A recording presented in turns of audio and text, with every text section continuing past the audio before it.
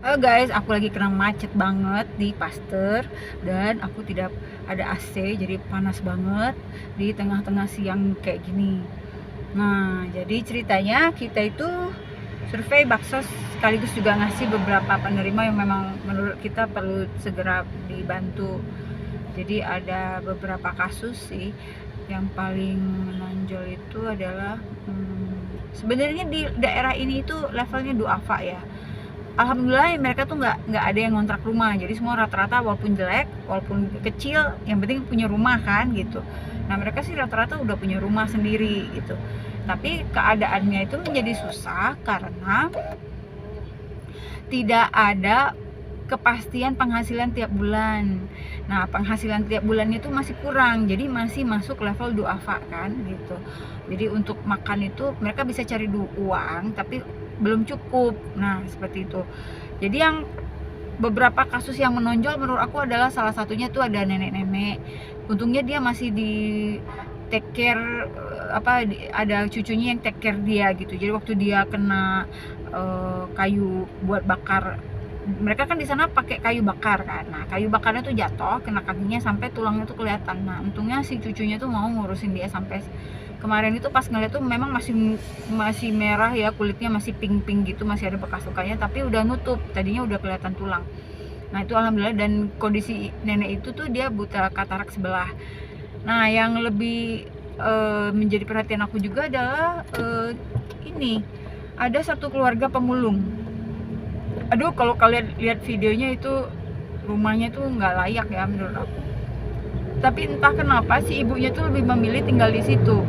Padahal mereka tuh punya rumah yang ada bataknya lah ya, rumah batak kayak gitu. Tapi mereka memilih tinggal di rumah gubuk itu dengan kondisi yang sebenarnya sangat tidak layak untuk dihuni.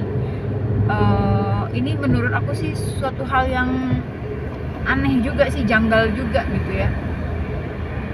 Dan ketika aku tanya, ibu tidurnya di sini ditumpukan baju-baju. Jadi baju-baju dia tuh banyak guys, ada satu kamaran gitu ya. Nah si ibu itu tuh tidurnya ditumpukan baju-bajunya dia. Jadi waktu aku tanya, ibu mau nggak kalau ada yang beliin kasur, ibu mau nggak tinggal di mau nggak tidurnya di kasur? Dijawabnya nggak mau, dia lebih seneng tinggal di tumpukan itu. Nah menurut aku ini juga satu keanehan juga sih ya, kenapa bisa begitu gitu. Jadi dia jawab lebih enak tidur di tumpukan.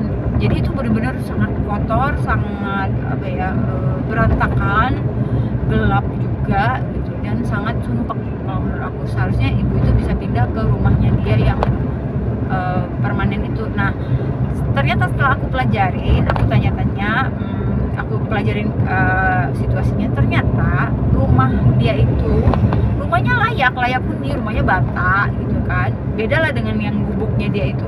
Ternyata beliau itu tidak mau tinggal lagi di rumah yang permanen itu dikarenakan sejak suaminya meninggal. Jadi sejak suaminya meninggal dia nggak mau lagi tinggal di situ. Mungkin alasannya sih mungkin karena dia masih teringat-ingat kali ya sama suaminya. Jadi rumah itu membawa kenangan yang tidak enak lah buat si ibu ini. Nah ibunya udah sepuh banget ya, sepuh banget. Dan untungnya masih ada anak-anaknya yang bisa mengurus dia, walaupun keadaan anaknya juga masih duafa juga ya guys.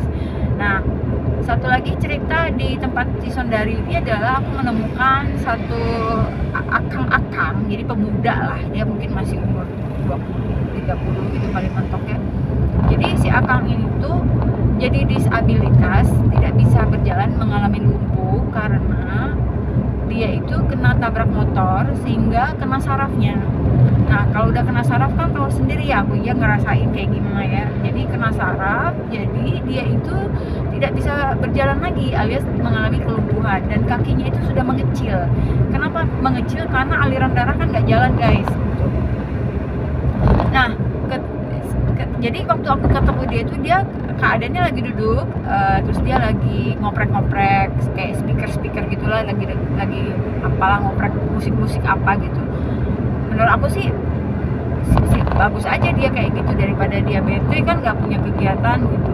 Nah yang lebih sedihnya lagi tuh si akang itu selain dia lumpuh, dia juga mengalami buta sebelah, dikarenakan waktu dia ngambil daun pisang katanya sih matanya itu ketusuk sama pisau, jadi dia buta sebelah guys gitu. Ya Allah, jadi udah nggak bisa jalan, dia buta sebelah. Jadi ya begitulah kondisinya. Nah, yang lain lagi tuh rata-rata sih